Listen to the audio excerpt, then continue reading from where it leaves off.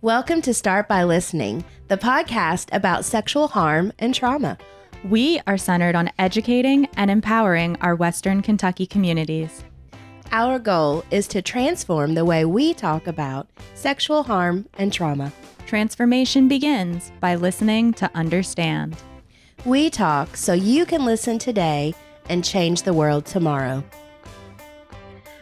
I want to welcome everybody to Start by Listening. This is our inaugural podcast for season 3. And we're doing some things different this year. We're on YouTube, so you get to see us and our amazing guests that we're bringing on. And today we have with us Reverend Rhondalyn Randolph. And I am super excited that she said yes to our podcast. Thank you. And she is going to be talking with us today about trauma in our local community, especially within our faith-based communities. And so, Reverend Rhondalyn, thank you so much. If you would just start off with just telling our listeners just a little bit about you and the amazing work you do in our community. Well, first, I would like to say you're welcome and thank you for thinking of me to participate in this podcast because it's a very important topic that I think is swept under the rug, especially within the faith-based community. I am, for those that don't know, I am a pastor of Pleasant Point Baptist Church. I'm the only woman to pastor a Baptist church in all of Western Kentucky. I'm the first in our city and the first in this part of the state for pastoring a Baptist church. I'm also president of the local NAACP branch 3107. I've served in that capacity since 2016. We just led a successful Confederate statue removal campaign. Yay! We're so excited. Yes. I'm excited too because it shows that our community is a welcoming community. We're willing to work on things when it's brought to the forefront. It's not to say that it doesn't come with challenges, but if you really put the work in, it can be done. So those are just some of the things that I do, along with working at Oasis Shelter for Domestic Violence Survivors in the capacity of housing case manager. I just started in this position, and it is an eye-opening experience. Wow. You are super busy. When do you find time to rest? I don't know. When I leave town, that's when I find time to rest. And it's not to mention I have 15 grandchildren. My son just had his son this past Thursday, so he made number 15. Congratulations. Thank you.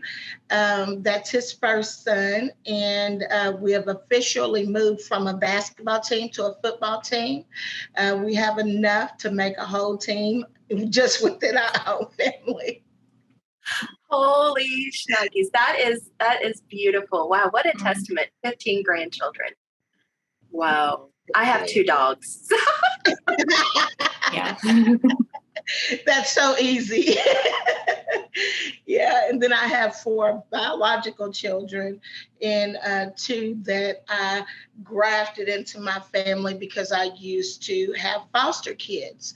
I used to keep teenagers was my focus, and more specifically teenage moms or teenagers that are about to be moms. A lot of times teenagers, especially Black girls, are hard to place. Yes.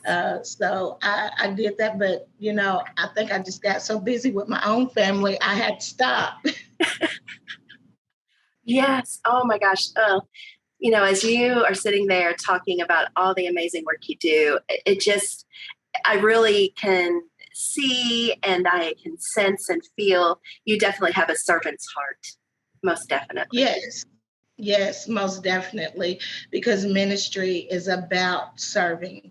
It's about serving God and God's people. And that's what it's all about. It's not about us. At the end of the day, although we try to ego tries to rear its ugly head within us. But once you put things in perspective and realign yourself, you know that it is about helping others. It's about loving others. It's about helping community, because I am you and you are me. And when I'm serving you, I'm really serving me and God. So I just, I love it. I love it. Well, that is evident. Very evident. And one of the things that we're doing on this season and reaching out, to the different community groups, faith-based, we're going to do healthcare, mental health, addictions, homelessness, like we're just tapping into all areas. We're very curious, Shelby and I are. And when we got together, we were like, what are we going to do this season? And one of the first questions we would like to ask you and talk about within your faith-based community, and that can either be, specifically your church or your faith within the Baptist, faith. What are the predominant types of traumas that you have witnessed within your faith community? Well, I can only speak from not just my church, but like the perspective of being a Black woman within the Baptist denomination in where I live. And I've lived just about, in the western part of Kentucky and the eastern part, meaning like the Louisville Lexington area. So it would be like my perspective as a Black woman in the state of Kentucky. Okay. And what I find is that, especially with Black women and boys, it's a lot of trauma when it comes to the family dynamic, with the fathers not being present, which leaves a lot of our children unprotected, because it forces parents and mostly moms to have to make really hard decisions. And oftentimes it leaves our children unprotected because you don't have that balance of that other that you can lean on. And that's not to say that, all Black men are not there for their families. That's not what I'm saying. I'm just looking at statistical information that shows that Black families are predominantly headed by Black women, and trauma in regard to being unprotected and the issues surrounding poverty are so prevalent within our community. And poverty comes with this whole nother dynamic, and it just compounds the issue, because if you go even further and you look at the amount of money that women make in comparison to men, and then you break that down to women of color, then more specifically Black women, when it comes to amount of money that they bring, especially in a community like Owensboro, it really hurts our community. And a lot of times people don't even realize how closely connected we all are, But I think in regard to your question, trauma from the issues surrounding poverty, from the issues surrounding single parents, and the family dynamic is what I have encountered as being one of the greatest barriers or issues that we face in regard to trauma. As I was sitting here and listening, and, I'm shaking my head in agreement and I'm nodding. And I think that what you have described is so eloquently is very, it's like a pervasive, it's that systemic oppression, mm-hmm. It's that systemic racism mm-hmm. that just has pervaded for centuries and mm-hmm. has truly affected families. And, when we first met each other, I asked the question and I said, how does it land that, Shelby and I are two white bodies and, and seeking out and wanting your wisdom and your experience on our podcast, and recognizing, that we all come from different backgrounds and different experiences. Mm-hmm. And I have thought for many, many years that poverty seems to be one of the main pieces of foundation of trauma. How does, I don't know, what are your thoughts about that? What are your thoughts about how that systemic oppression and racism figures into poverty and into your faith-based community? Well, can I add to that and just ask how you've seen it change throughout your lifetime? Because you have years of experience within your ministry. So poverty and the progression of how things have changed. Well, in light of how it relates or correlates to ministry, it's in my faith-based ministry, Christianity, from, it's what I represent. A lot of younger people, like my kids and grandkids age, they are not as close to the church, as what we call it, as what my generation is, or even my children when I was rearing them, because what they have seen is contradictory to what the gospel says that they deliver. And if what they are saying, what is being said to them is supposed to be uplifting for them, and it's supposed to grow them, but it's contradictory to the life that they live. And then to compile that with racism, in regard to, there are people nowadays are talking about Christian nationalism.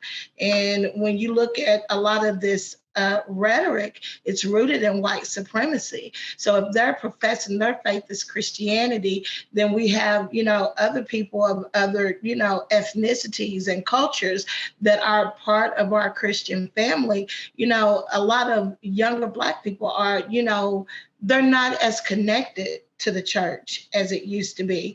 But see, the church in the Black community has been so special because it acted as a surrogate parent, a kind of fill-in for what we could not have on our own, because we are truly a communal people. Because right after slavery and we go into Reconstruction, that we had to build a whole community that was totally separate from what the established community had. And we had to start from nothing. So places like where I pastor out in Utica at Pleasant Ridge, the Freedmen's Bureau had given out land to some of those families out there after slavery. So when you look at how the community was organized, there was the church, and then there was the school, the school that's out in Yellow Creek. That school was on our property. And that was part of our community. So you have the church, you have the school, and then you have the farms and the houses that surround it, the two foundational things within our community. So if you take the church or, education, either one of those two pillars is what propelled us to being grafted into mainstream society. And that is what helped us to build and maintain our sense of community. So when you see, the church in essence being dismantled because, people are buying into a false sense of religion, or, or what they're supposedly seeing, it starts to break down the dynamics of the family. Because a lot of times, families stay together for sake of the family, if that made sense. Yes, yes. And now, a lot of things are just fragmented. And I've seen from the time when I was a little girl in the 70s, growing up in the 80s and 90s, starting my family. And it's like, it is so different, because if you go into the church now, you see all older people. Yes. And then you see all little kids. And sometimes you don't see little kids. but it's mostly older people. And it's not just a Black problem, it's a country problem. It's all across the country. And the pandemic just exacerbated this. But, how that relates to trauma is that now there isn't the safety net that we've always had, that sense of community that we had to hold one another accountable, or to step in and fill the shoes of a parent that may work 2 jobs. You may have had somebody next door or across the street, or someone you went to church with, or the teacher, or whatever, that was right there to ensure that none of our kids got left behind, or none of our kids were hungry in the community, or none of our kids went without, school clothes or whatever. It's made a difference in even how we communicate with each other, which ties into the crime problem that we're seeing in places like, Owensboro. Wow, that is, well, first off, that's a beautiful, historical, just looking at that. And Shelby, that was a great question, looking at how things have changed. Mm-hmm. Yeah, coming from a much younger perspective, and also not from the Owensboro area, since you seem to have been a pillar of this community for so long, thank you for sharing this change. Yeah. Well, Shelby, I'm originally not from Owensboro either. Okay. My mother, she retired from Bell South. It used to be called Bell South, now AT&T. And she, to keep her job, had to transfer to different cities. So I'm from Madisonville, but then we lived in Paducah, then we lived in Owensboro, then we lived in Louisville. So I've kind of crisscrossed. But when I came back home, when I lived in North Carolina, I tried Louisville for a little bit, but raising kids in the city for me was not good. So I made a choice to move here because of the amenities that the community has to offer.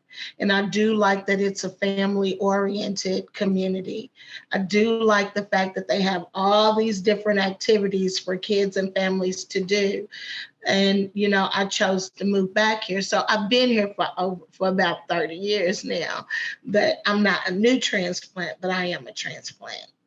Have you been with your congregation for that entire 30 years? Could you tell the audience a little bit about how you came into your position and what that took? Yeah, well, because I think it's a fascinating story. Yeah, it took a whole lot. I was serving as associate minister at my dad's church, Zion Baptist Church, and I was the first woman in that church to be accepted into the fold as part of the ministry team. And for those that are not familiar, a woman, being in ministry or leadership in that capacity within our denomination is not a common thing. It's especially then in 1997, it was a rare thing. We were really regulated to children's ministry, teaching Sunday school, helping in the children's choir.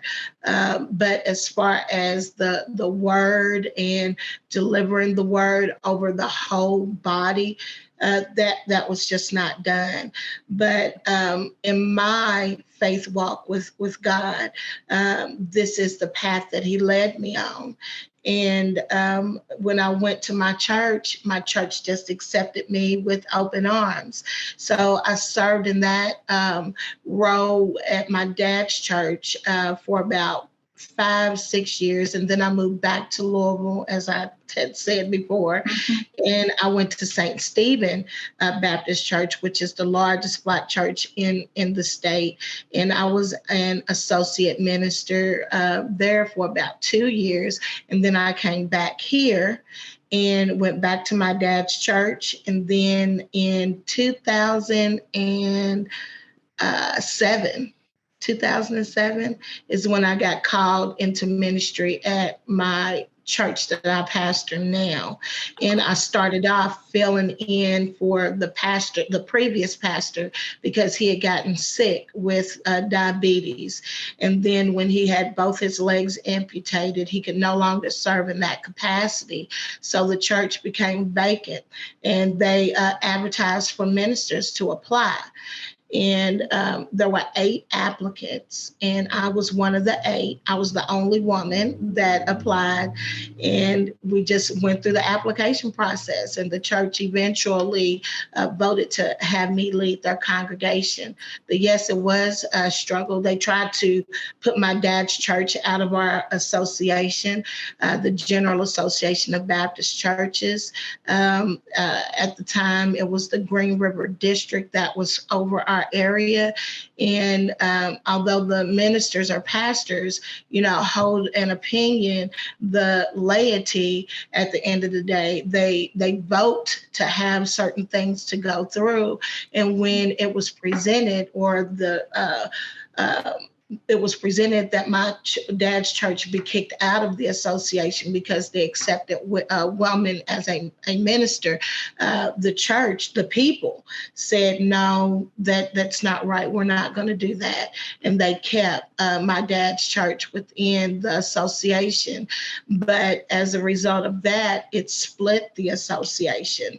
The Green River, and now the Green River is dissolved. So we have varying opinions within the Baptist denomination about the role of women. You have some people that were willing to accept me as being a minister, but then you have other people that could not accept me serving in the capacity of pastor.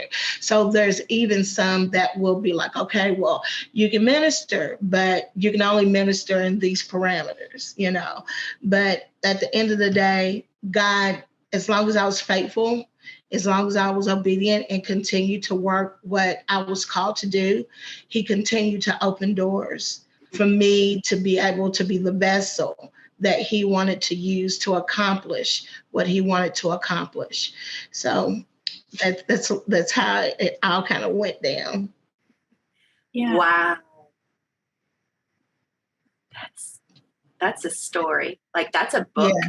That's a book worthy, like, autobiography story. Have you ever thought about that? Well, yes, actually I have. But like you said, I've just been so busy. I haven't really sat down. I got bits and pieces, but that I've written, just written. But I'm going to do that. Just this year is when I figured out that I need to Selah, which is to pause. Because before that, I was going full steam every day. And me getting COVID kind of helped me to realize that, because it took me a little while to get over. It took my hair out. I ended up getting shingles because it compromised my immune system. It took me a while to get over the shingles. It's like it never would leave. It made me very tired and lethargic. And that's not me at all. That's not me at all. And I had a lady by the name of, she's also a pastor of a Baptist church in New York. She's Ambassador Sunjay Johnson Cook. She was the religious affairs ambassador to the UN under President Obama. And she has been kind of like my mentor here lately, so to speak. And she got a grant from the Lilly Foundation to support Black women in ministry, Black women who pastor. And she has a conference that she has every year in West Palm Beach. And when I went there, you have to be invited to go and be invited to be a part of the Real Black Women in Ministry network. And I was invited to participate, which has taught me, how to recalibrate myself, and that I'm not a robot. You do have feelings, and you do need to rest and just take a breath and have fun and not be so all the time. But these are things that I'm still learning. We learn every day. We do. I like to tell my clients when we begin working on self-care and we begin working on regulation of the nervous system to help bring about calm and peace and relaxation, I like to tell them that they are completely being and doing an act of rebellion by resting, because our society is like, go, go, go. When our nervous system and our spirit and our soul needs that tending of that rest. And so they'll look at me and they're like, I'm being rebellious. I'm like, yes, you are. And I am here for that. Yes. And, in my case, because at the Selah retreats, it's a beautiful thing. She has Black therapists, Black psychiatrists, Black doctors, all are Black women that are ministering and helping other Black women. And like we had discussed before, I think it's important that people see themselves in who is giving their treatment. Not to say that other people groups can't, minister or help other people groups. It's not what I'm saying. It's just, it brings on a different dynamic, because for some people, especially Black people, because of our history, I read Dr. Joy, and she coined the term post-traumatic slave disorder. And she also did her doctoral thesis on the impacts of slavery upon American society, and Black and white people, because it's traumatized us all. So what she had discovered is that it's the trauma of slavery is literally written on our DNA. And some of the very primal responses that people give for Blacks, those that are descendants of slaves, it might be a little different than what someone else's would be if they had not gone through that same experience or came from that same family lineage. And it's not to give excuses or anything for, behavior, but it's genetics and biology, So when getting back to me going to the Selah and taking a break, I found that the reason why I was going was because I did not want to face trauma that I had experienced when I was a kid. And if I spent my time being so busy and so engrossed into other things, then I didn't have to deal with it. And your mind is a beautiful piece of work where it can do things to protect you that you don't even know. And it's like I was doing these things, the way that I was, partly because my mind was protecting me from things that I wasn't ready to handle. Yes. Yes. But when I went and took that pause, and like you said, when your nervous system, and it seemed, and it all started in COVID because I had to sit down. Because I had to sit down, because I had to rest. Yes. And then when I got to the retreat to Selah, it just took it to a whole nother level. And I'm like, okay, God, I'm ready. And it's so funny how God will orchestrate things right at the time that you need it. Right when you're ready. I equate it to the parting of the Red Sea. They said the Red Sea is parting is a natural phenomenon because it automatically through nature decreases and lowers enough where people can walk through it. But the miracle of the story is that it was there for them to walk through at the time that they needed. Yes. That's the miracle. And I think the miracle in my story was that God was right there, and he knew the time that I needed it. And he knew the time when I would be ready to face it. And I can say, it has really, just in the short, 6 or 7 months I've been on this journey, it's nothing short of life-changing. It's been life-changing. Well, thank you for sharing a part of, your story just in this moment. And I got goosebumps as you said, the miracle is not necessarily in the parting of the Red Sea, but it was when it parted, right? Mm-hmm. For the people to be able to cross safety. Mm-hmm. It was safe enough to make that journey. And when you think about, when COVID ravages our body and our immune system, we literally, some of us cannot move, right? It's like the body is just like, it has to be protected to fight off COVID.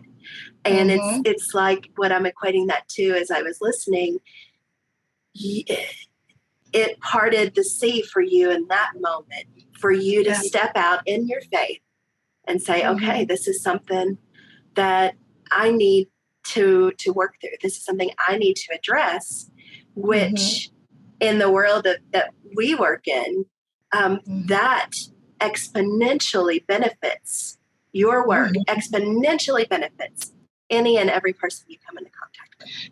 Because I look at your brain, it's like there are certain levels to it. And if you have like clogged in your filters that relay the messages to give you perceptions or your thought processes, if those filtering processes within your mind is clogged with things, it hinders your ability to be able to experience life totally, because you're not walking or thinking or reacting in your natural self, because it's almost like you're in survival mode all the time without even realizing it. Yes. But when you start to unclog those filters, you can be like, oh, so really it's not like that, but I thought it was like that before. But now that I see like the mistake and my perception of how I was seeing it and how I processed it through my mind, it's really not the way that I perceived it to be before I started to unclog those different things in my head, which means that I'll be able to relate to people better. I'll be happier. God will be able to use me better, because we're the vessels. So he takes us and he takes all of us, the good, the bad, and the in between, So he knows, even with all of our baggage, that he can still do what he wants to do in this realm, But whenever he's ready to take you to another level or a bigger dynamic, because when God blesses, you got to be ready to receive the blessing. You got to be ready to handle it, because nobody can take what God has given you away, but you can sure lose it. Yes. You can slip through your fingers because you're not strong enough to handle it. And for some people, it's those mental barriers, even before they get started, that it's just, it will hinder the process. It will hinder your growth even before you get started. Oh, yeah, most definitely it does.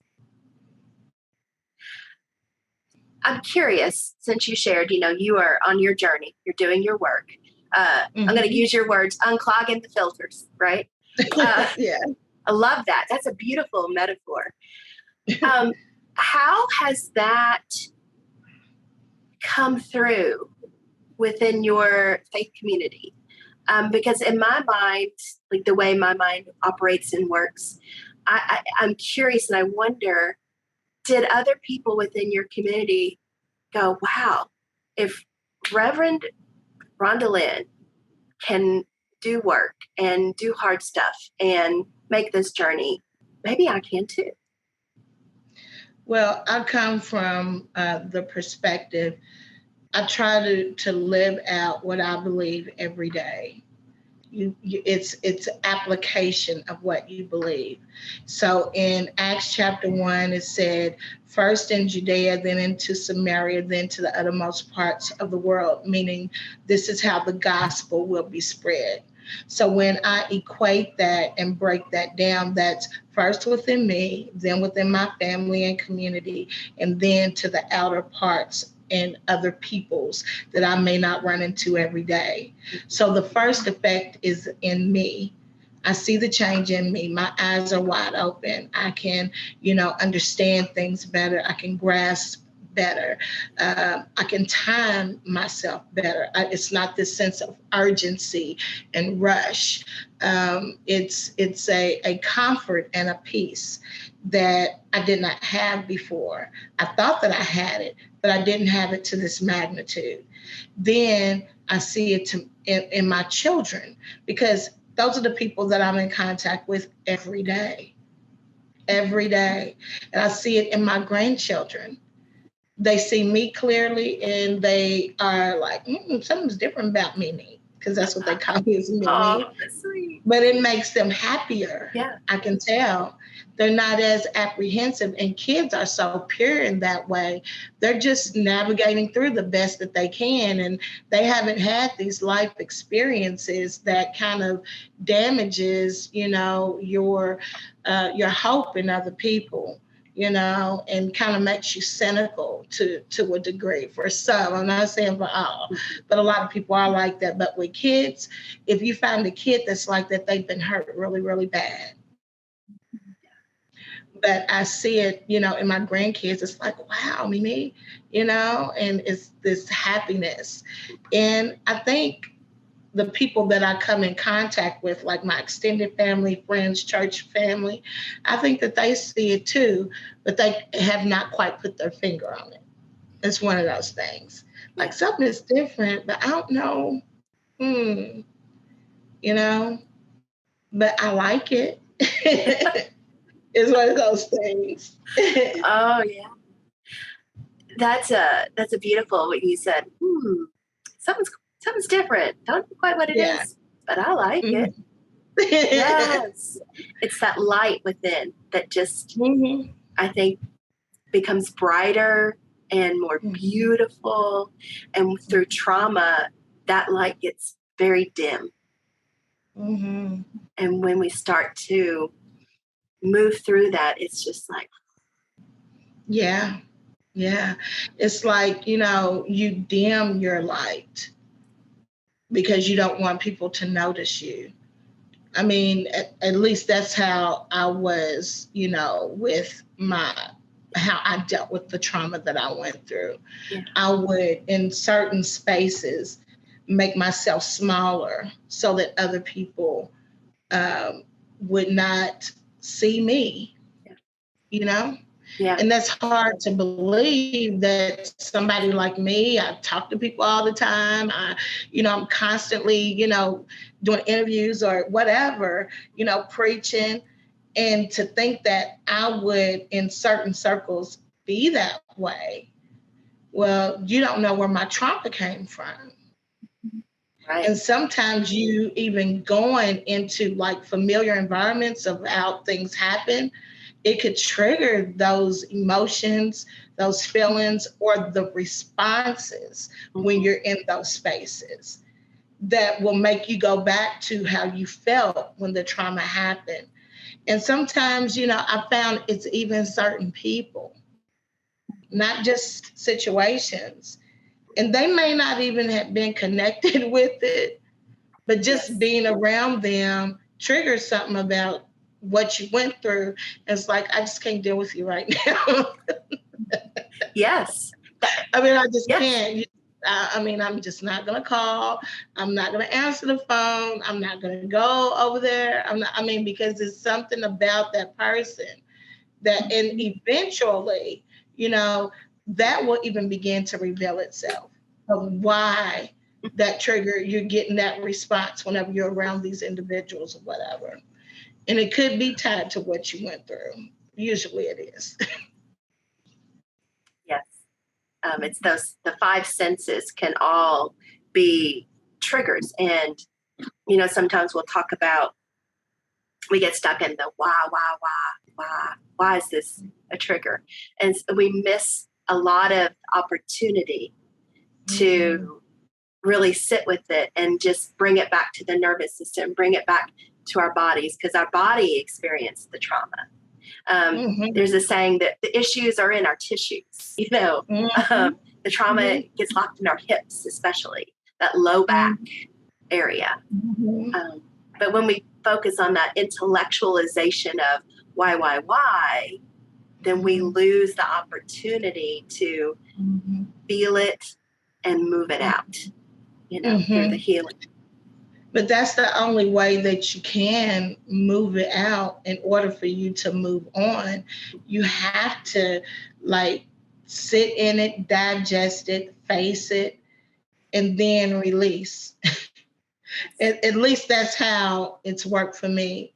And for certain portions, it has been in steps. And for some things, it's like, I'm not scared of you no more. Yes. Yeah. And, you're ready. But that's why I got to take it in, chunks or parts. I never quite understood how I had the uncanny capability of compartmentalizing things and turning myself off and being able to operate, with half of me, instead of fully. That's because of the trauma, Yes. But when you start to walk totally in yourself, it's like a newfound freedom. You'll begin to love yourself more. And that goes back to, Christianity, the basic, the greatest commandment that Jesus said, first love the Lord your God with all your heart, your might, with everything, and then love your neighbor as yourself. We got a lot of people that don't love themselves. They love God. They don't love themselves. They don't have the capacity to do it because they have not put in that work. And it takes work to be able to do that, and getting back to the things that are turning our young people off from the church, and the church being able to act as that surrogate. I think, young people have been traumatized by the church from some of the things that they have experienced.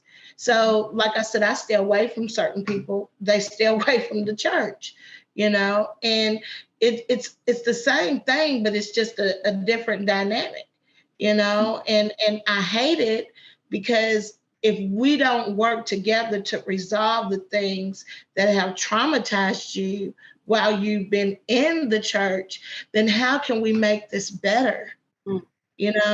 How can we move forward? What is going to be the vitality of the church body collective? It may survive as an institution, but it may lose itself and die as an organism, because the church body is a living, breathing body, because it is collectively all of believers, all of us that believe. And the institution, meaning the ideas, the traditions, all that, that'll go on because that's memorized, that's rehearsed. But what I'm talking about is relationship.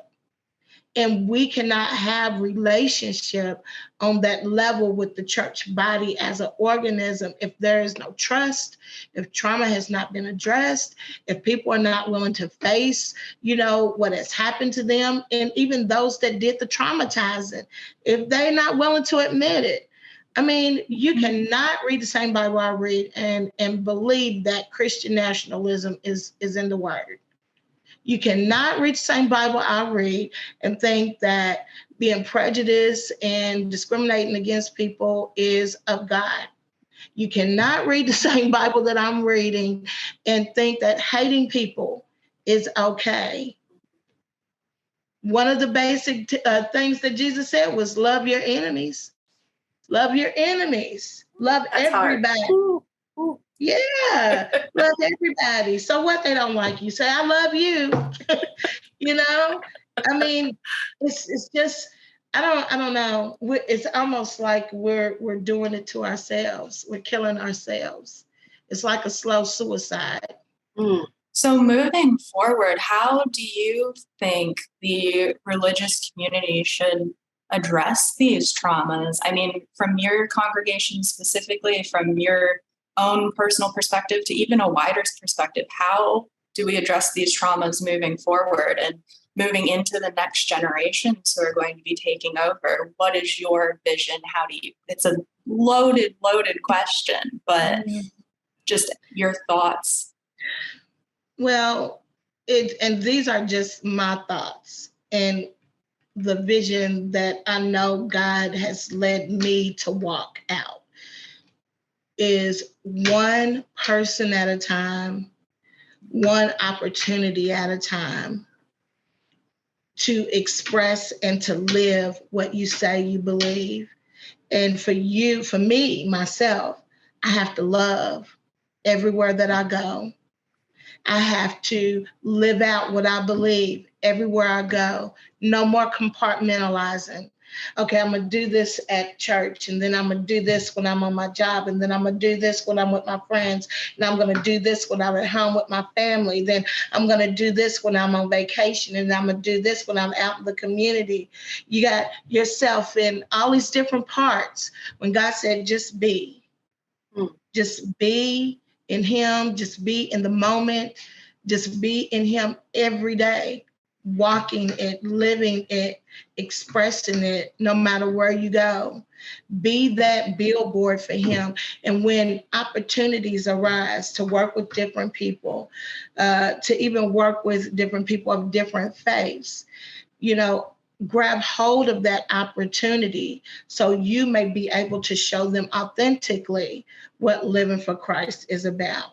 So it's really not about, you doing anything per se, but it's about allowing God to do what he needs to do through you. And the only thing you have to do is just be and live what you say that you believe, But if everybody did that, it would be, and I'm not saying that I got all the answers, but, if everybody at least tried to do it, we got a lot of people don't even try to do it because it's too hard. Yeah. It's too hard to just be yourself. Like I said, a lot of people don't even like themselves. They don't love themselves. No. So why would they want to show themselves to people and you don't even like yourself when you look in the mirror? You have all these apprehensions if they're going to accept me, if they're going to, it's not about you. It's not about you. It's all about God. So what does he want to do through you? So then you'll leave all of your thoughts and shortcomings and all that kind of stuff. You'll leave all that at the door.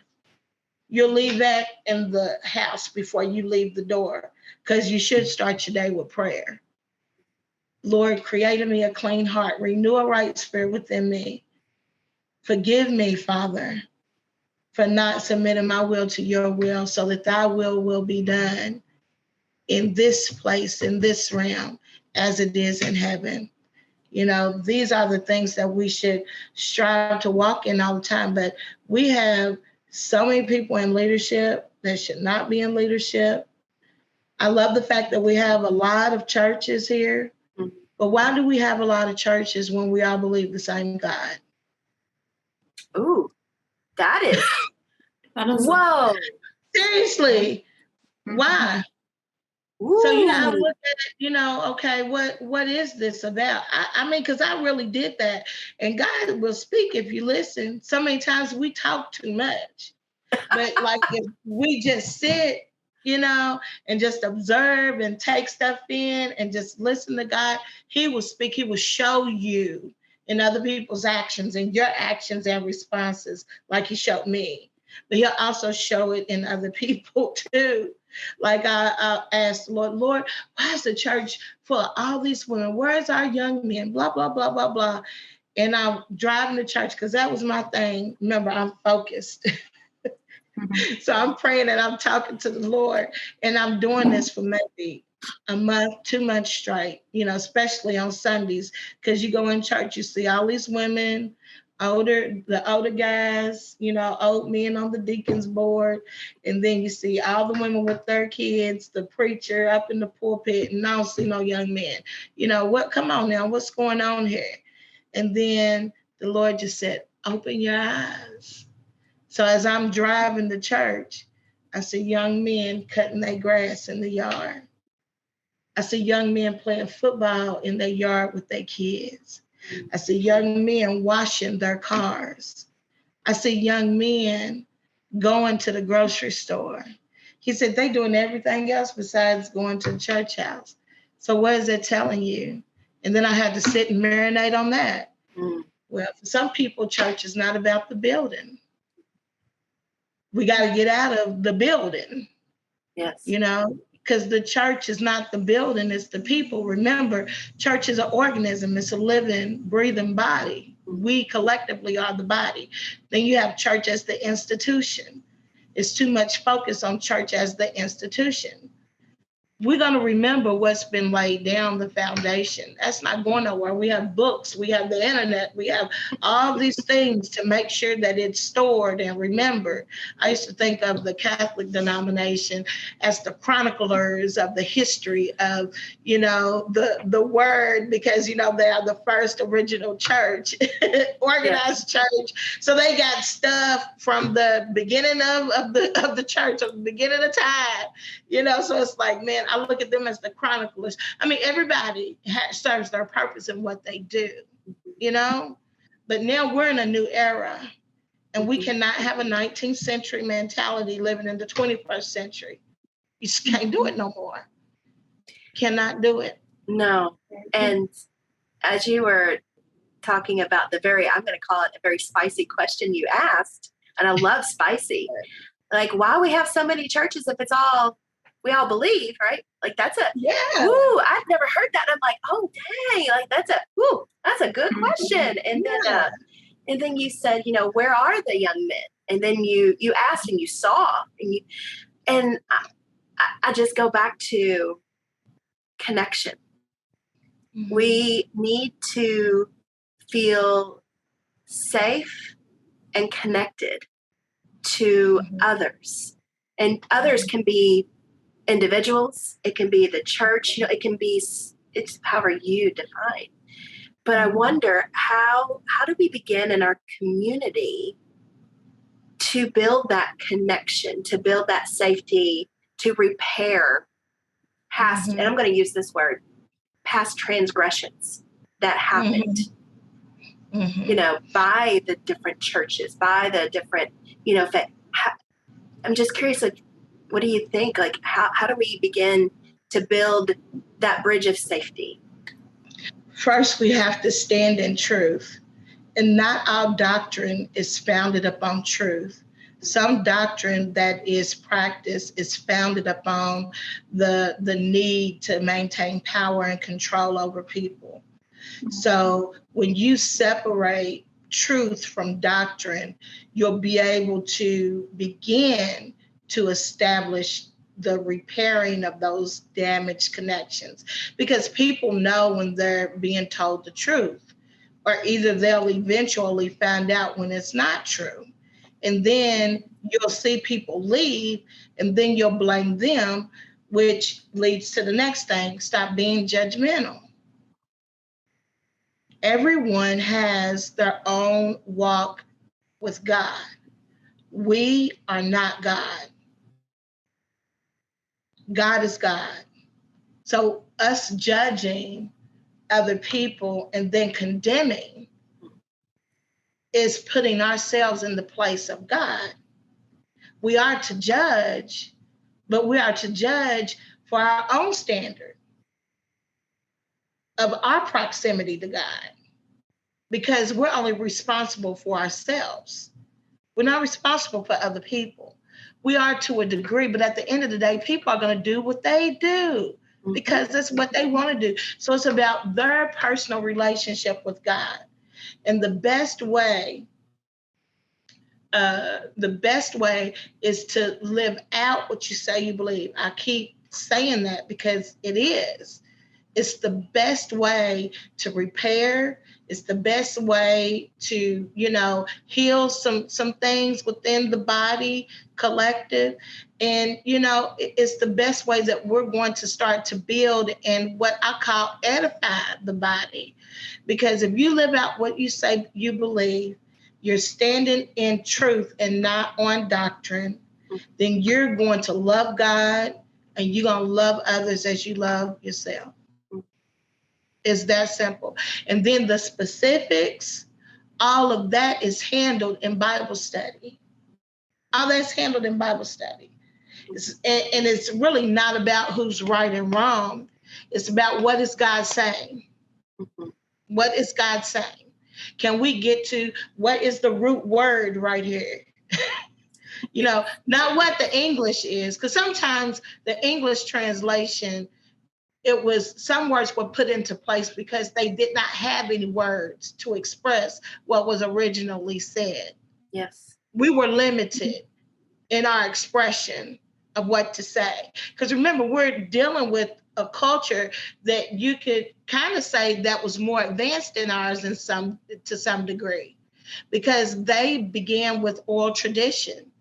How can you orally memorize the whole Bible to pass it down from generation to generation and not make no mistakes? Yeah, I don't. No. See, that's not possible now because people don't have the mental control to be able to do that. We're too distracted. Mm-hmm. See, then they could really be at one with God. And we can do that now, but it's just, it'll take a little bit more effort, So we really have to peel back these layers, asking why we got so many people in leadership that don't need to be there. Why are we not living out truth? And why aren't we loving people?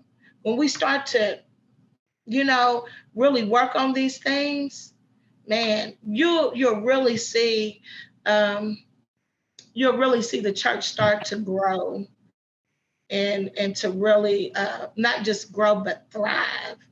Because I don't even look at growth in numbers, because my church is a little bitty church. Yeah.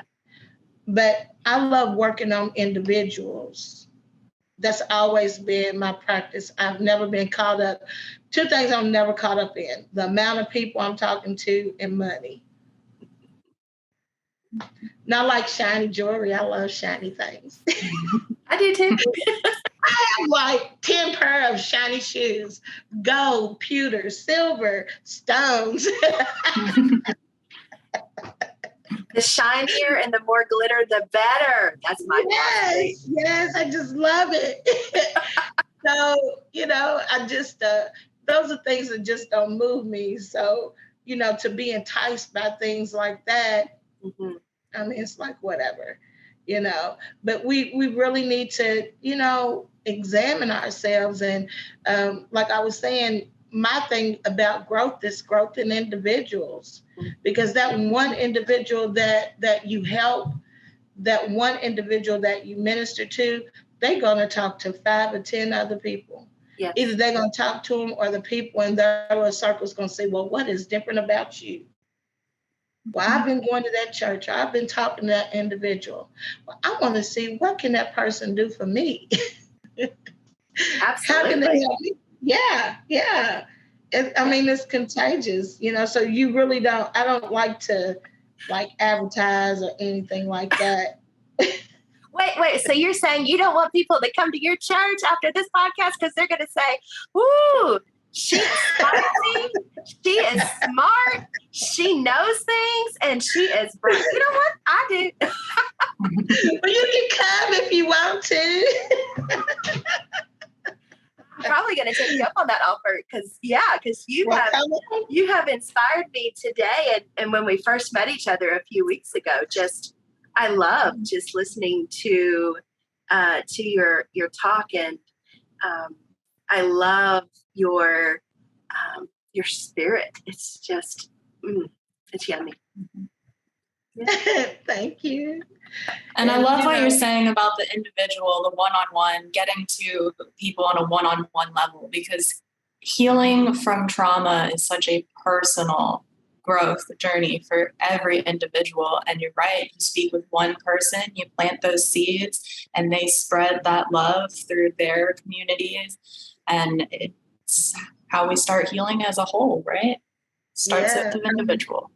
Yeah. And, whenever people have been traumatized like that, because to hold on to something for years, some people take it to the grave. Yes. Means that that's something that's really close and personal, that they're not going to expose it to too many different people. So being personal with people is very important to the healing process that we're talking about. It's going to take that.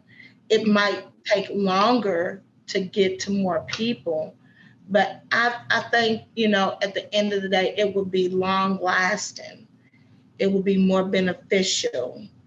And in the long run, it would help more people.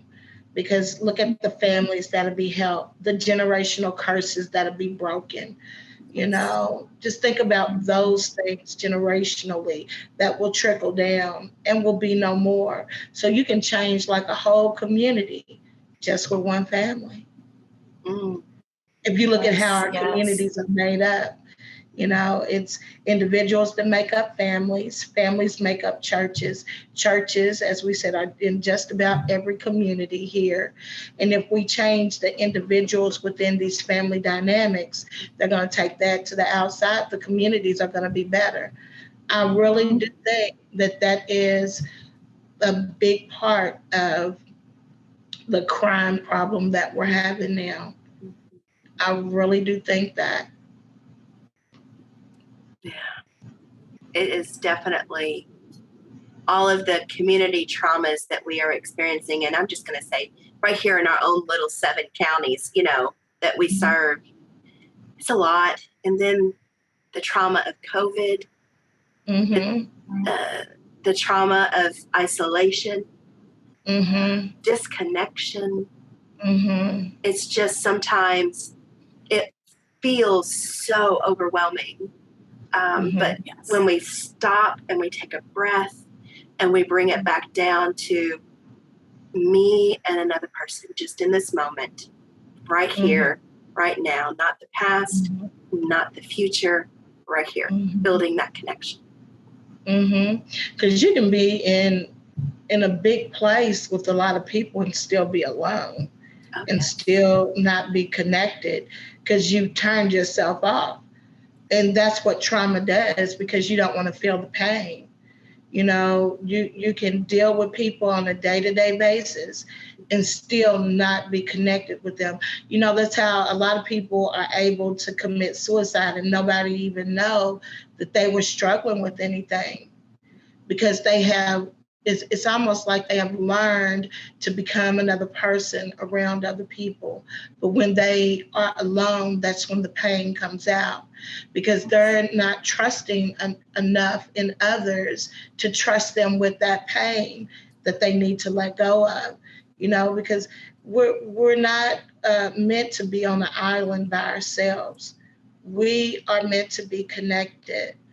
But when you have a person that is disconnected like that, that is very, it's hard to reach those people. So, you really got to take it one step at a time, one day at a time, one person at a time. And then for some, even one issue at a time, because it could be a combination of a whole lot of stuff that's taking place, And I remember, because I used to smoke cigarettes.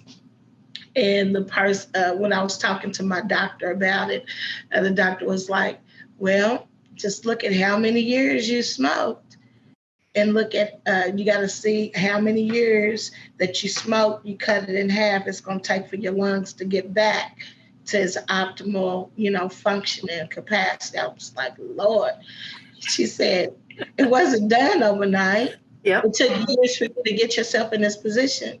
So it's going to take you years to get yourself out of it, but it can be done. That's a beautiful way of looking at that. Wow. Well, we are, again, Thank you so much. And we are coming to the end of our time together. And the last few minutes, this is the fun part. Ooh, we're going to shift our nervous system. Have a little fun. We call these rapid fire questions. And they're just, we're going to ask a question and just the first answer that just boop, pops into your head. And I know your nervous system's like, oh God, what they gonna ask me? It reminds me of when we were on Family Feud. You know, me and my family's on Family Feud. I did not know. It's amazing. I didn't know that. Really? In 2017, I went on with my sister and her husband and her kids. Okay. That is awesome. Did you win? No. Oh, no. Because they said, what the question that I missed, I'll never forget it. Name something that drips. I'm like, an IV. That's perfect. That was the final. And guess what the question was? I mean, the answer to the question was, it was a candle. I said, who did you ask 100 candlestick makers? That is what? Yes, I'm with you. I'm with you, Reverend Rhondalyn. That is crazy. That was so crazy, but that's what this kind of reminded me of. Come on, I can do it. All right. Shelby, do you want to ask the first question or would you like me to? I will go first. Miss Reverend Rhondalyn, if you could have any superpower in the world, what would it be? Ooh, to read people's minds. Ooh, I like that. That's a good one. All right. Name one gadget that you cannot live without. I hate to say it, my cell phone. Me too. Yeah. What is your favorite food? Ooh. I can't say I have a favorite food, but any kind of fruit. I love fruit. Fruit. Good. What is your most prized possession that you own? That I own. Remember, I'm really not caught up on things except for shiny shoes. So I would say my shiny shoes. Love it. Do you have any pets? No, pets are too much like kids. You got to take care of them. And I have enough to take care of. But I do want to get a lap dog when I get older. Just like for I'm a older little now, company. like older. Yeah. Mm-hmm. Going back into your brain and childhood, what was your favorite game that you played? Oh, I used to love hopscotch. And double dutch, jump rope. I used to love hopscotch and jump rope. Those are my favorites. What is your favorite flavor of ice cream? It used to be pralines and cream, but my daughter bought the cherry from Licks. It's some type of cherry ice cream from Licks. Okay. Oh my God, it was so good. That sounds good. It was. If you could be any animal, what animal would you be? Any animal. I don't know. I guess a bird. I'd be something like eagle or phoenix or falcon or, something like that. Mm-hmm. Yeah, because I see a lot of times I just fly above it. Yes, I love that. And what is your favorite band or musician? Oh, I love all kinds of music. I really do. I really love all types of music, always have. Christian, R&B, rap. When I was in high school, I lived in Louisville, and I went to like all the concerts that came through town. I saw all the old school rappers. Okay. Oh no, we lost you. Oops. Saw old school rappers and then cut out. I know. Oh no. Great. So we are back after some technical difficulties. And Reverend Rhondalyn, when we last left off, you were talking about seeing some old school rappers in Louisville. So your final question is, what is your favorite concert? Well, one of the funnest concerts I went to, I saw Beastie Boys in concert. Okay. I saw Ice-T in concert. I've seen LaBerge in concert. I've seen Janet Jackson in concert. I mean, I could just go on. And then that's like my before Christ BC. Now, after Christ. No, she did not. No, she did not. I've seen Kirk Franklin. I've seen Tasha Cobb. No, I haven't seen Tasha Cobb. What is that one lady's name? Leandra Johnson. I've seen, just different people. Ty Tribbett. I've seen him when he first started out. I haven't seen Mary. It's just been so many concerts and stuff. Yeah. I just love it. It sounds like a lot of fun. You sound like a fun person to go to a concert with. Tearing it up. Yes. Okay, so before we wrap up, is there anything that you want to plug, any type of final words for the audience, any type of personal promotion, or anything that you would like to leave us off with today? Well, as you know, I don't like to really promote myself, but what I would love to do is to encourage each person to do something positive in their community, to get connected in some sort of way, to get connected with a church, a community center, or, a mentoring program, volunteering your time. If you don't have the time, volunteer your resources, money, donating clothes. Whatever it is, give back to your community, because we need each other. And the community is as good as those who are part of it. So just make sure that you give back and try to do your part to make this community a good place. And of course, my church services at Pleasant Point Baptist Church. The address is 3724 Highway 764. It's out in Utica, straight out Highway 231, and our services start at 11:30.